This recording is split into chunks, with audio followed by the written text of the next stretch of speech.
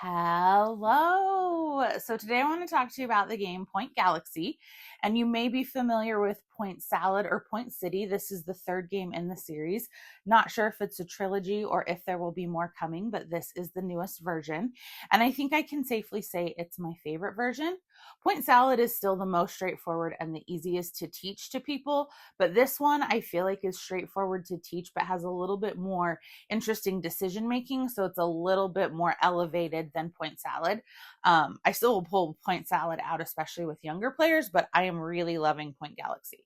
This plays 1 to 5 players and it plays very well solo. It feels just like the regular game. It is a beat your own score, but like with most flat out game productions, there are a whole bunch of achievements and like specific goals to try and hit in the back with the solo mode. So everybody will get a player aid, and it is a 5-player game and came with 5-player aids, as it should. Everybody will also get a starting card. These are just randomized, and you can decide which side you want to play on. And this will be your first starting galaxy. You're going to be building several galaxies, and they're all going to score you points at the end of the game. And the bigger you can get your galaxy in general, the more points you will get.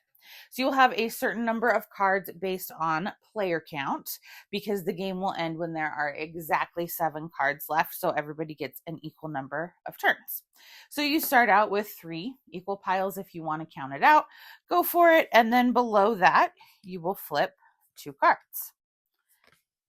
So the cards that are flipped are the planets, and they're kind of the primary way that you're going to score points. So the biggest thing you would like to be able to do is get numbers sequentially in your solar system 1 through 7 or 7 through 1, because that's going to get you the most points, and all of that is going to be on your player aid. It's going to tell you how those score, and on the back is going to tell you what each of the card types are. So everything is laid out really well.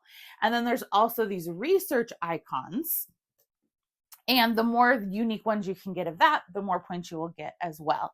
And then there's things like moons, and they're going to score based on colors of planets that they are near. And then there are asteroids, and the more asteroids you can get, whoever has the most at the end of the game will get 10 points, then 8 points, then 5. So on your turn, you have your starting galaxy, and you can start as many of them as you want. You're going to pick 2 cards. So I could pick this, which would then start me another galaxy, which is great. I can pick planets. I can pick anywhere. Any 2 cards that are visible, I can pick. So maybe I really like this asteroid option to get that started, and it's going to tuck up above my galaxy.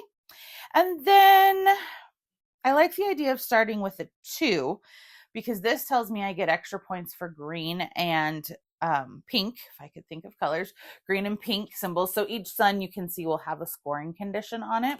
So that's going to give you something to pay attention to. So I'm going to take that and put it here. Now my goal will be to build up from there to get a 3 and a 4 to get those sequential numbers.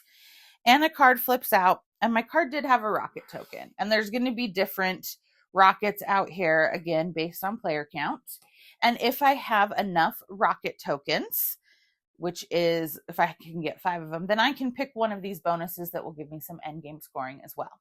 So then the next person goes, maybe they want this card and this card to put in their galaxy, new cards come out, and the third player goes. They took those and new cards come out, and it's back to me. So wormholes are great because they essentially let you skip numbers in a sequence and start new numbers, so they can be really helpful if you missed a number. But let's see, I have a 2 here, so a 3 and a 4 would both be helpful. So I just do that, add on to my galaxy. Cards keep coming out. This you can see on here is one of those research symbols, so the more of those I can get. On a future turn, maybe I'm going to start a new galaxy. And like I said, we keep going until there are only 7 cards left. And then you're going to score up per all of the ways that you can score, which is right on your player aid. Most points wins. So I like this because, again, the market's always refreshing. You have tons of options to pick from.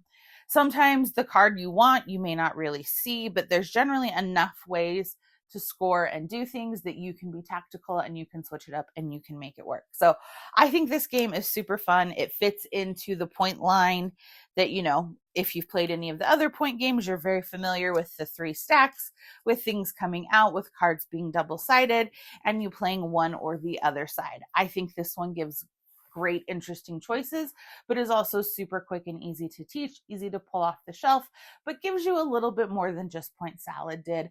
And Point City, I liked it, but where you had to always remember to flip the token and all of that, I like Point Galaxy better myself. So if you are going to get one, if you want the most intro game, I would recommend Point Salad.